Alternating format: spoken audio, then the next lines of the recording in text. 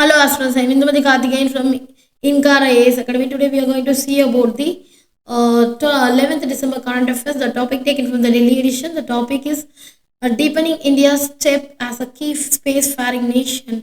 The topic comes under GST achievements of Indian in science and technology, indigenization of technology, and developing the technology. So this is why it is in the news. Actually, the space is an emerging sector which was potential for commercialization. So India has set an ambitious goal to space programs in the next 2 decades. These goals hinge on powerful reusable rockets such as Indian Space Research Organization. The upcoming uh, new next generation launch vehicle in addition to the NGLV, that is a next generation launch vehicle.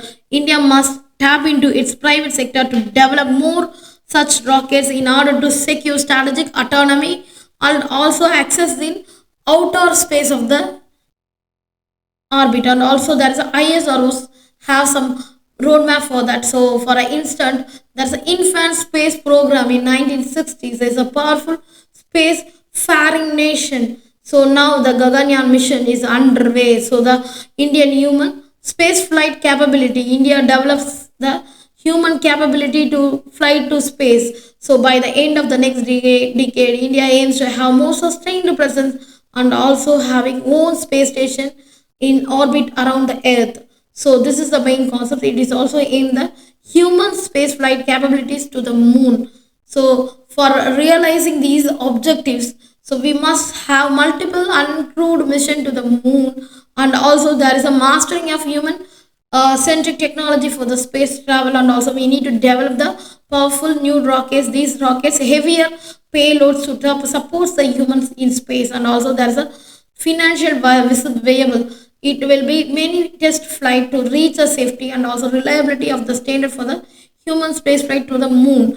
The ISRO is fulfilling these requirements with its upcoming NGLV, which has been recently approved by the development of the Union cabinet. There is a significance of NGLV, that is a high, it is a heavy lift capability and it can be reusable, and also it is a triple the payload capacity of the LVM3, that is a geosynchronous satellite vehicle MK3, which is India's most powerful rocket. And also there is a numerous benefit for this because it can be heavy lift rocket, and also the restriction related to the weight and volume was ease out, and also there is a frees up the focus on the engineers and scientists that would otherwise have been miniaturization of the weight and reduction. There is a greatly increase the potential space related missions and also possibly increase the exponential things. And also there's a expandable and reusable is a major concern, that is in contrast to all India's existing rocket which are expandable as they are built on one time use. Major part of the NGLV will be reusable. The reusability requires the rocket keeps some of its fuel and controlled descent back to the Earth's surface. The reduce of the capacity of the rocket to carry heavier loads but offers massive cost savings. So the reusability has become necessary for the rocket remain competitive, and also there is an immediate need. There is a development timeline for this NGLV. They can will last for next 8 years. The meantime, it will have heavy lift capability is already left, and also India's next uncrewed moon mission is stated that is a use not one but two rockets. The two LVM3S will carry the requisite modules, and also they can be assembled in space to form the composite vehicle that will be go to the moon. And also India comparison with the SpaceX rockets, it's another instance. That is a GSAT N2 is a communications satellite which is built by the ISRO, was launched on SpaceX Falcon 9 rocket. This is a satellite regards that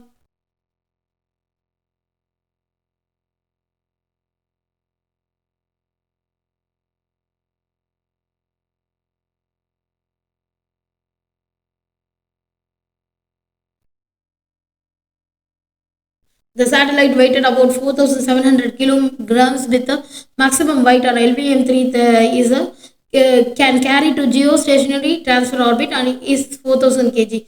The reusable Falcon 9 from SpaceX, the US company, can carry up to 5500 kilogram to the geostationary transfer orbit. The expandable Falcon 9 increases the capacity. It's double, that is an 8300 kilogram even without reusability. Even the figure is a dwarfed in comparison to the SpaceX Falcon Heavy and also Starship rockets.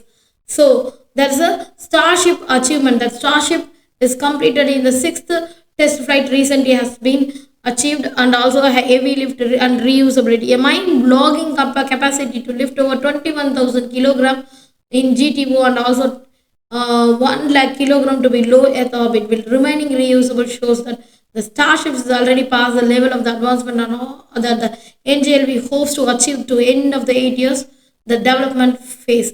And also there is a leveraging and the private industrial base. ISRO wide scope and focus to surprise the ISRO wider scope.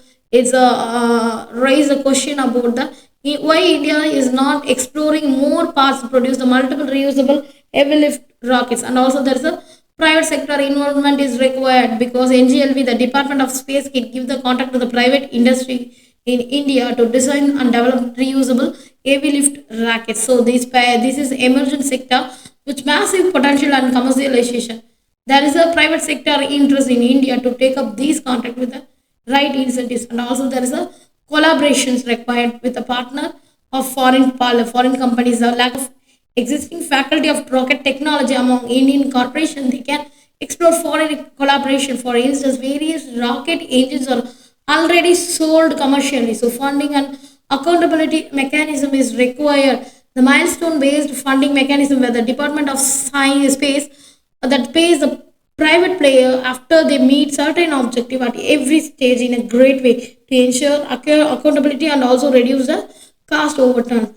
In the worst case, there may be a delays, but the accomplished by positive spillovers of innovation, technical capabilities, and infrastructure, which will ultimately yield positive outcome. The entire gamut of space activity will ranges from using the satellite data for development to extending Indian presence to the moon and also the Mars. So that's the hinges on the resilient supply of space transportation services. Thank you so much.